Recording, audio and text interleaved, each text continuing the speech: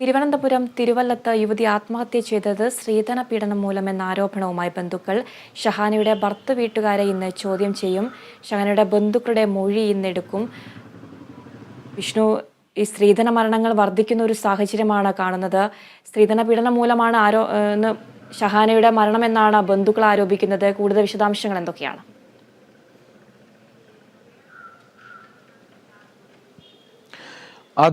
ഷെഹനയുടെ മരണം കഴിഞ്ഞ ദിവസമാണ് സംഭവിച്ചത്. ഷെഹന സ്വന്തം വീട്ടിൽ ആത്മഹത്യ ചെയ്യുന്നതാണ് അറിയാൻ കഴിഞ്ഞത്. ഏതായാലും ഭർത്തൃ വീട്ടിൽ കടുത്ത രീതിയിലുള്ള പീഡനങ്ങൾ അനുഭവപ്പെടേണ്ടി വന്നു എന്ന് ബന്ധുക്കൾ ആരോപിക്കുന്നുണ്ട്. ഭർത്താവുമായി പിണക്കത്തിലായിരുന്ന ഈ ഷെഹന സ്വന്തം വീട്ടിലേക്ക് മാറി താമസിക്കുന്ന ഒരു സാഹചര്യമായിരുന്നു.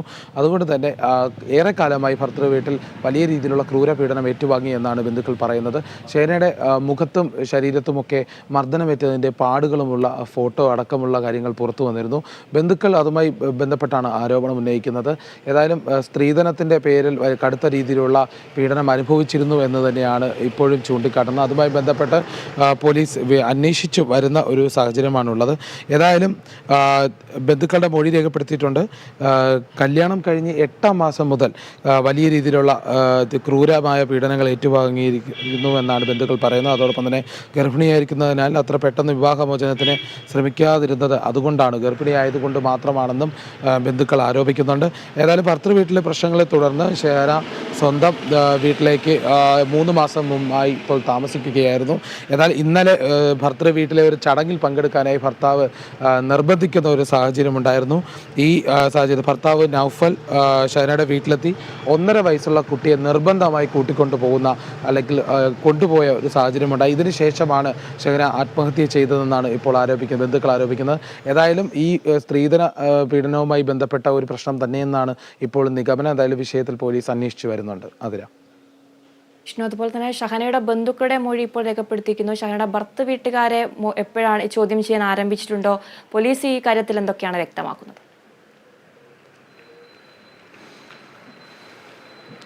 ഏതായാലും ഭർത്തൃ വീട്ടുകാരെ ചോദ്യം ചെയ്യുന്നതുമായി ബന്ധപ്പെട്ട പോലീസ് നടപടി സ്വീകരിക്കും.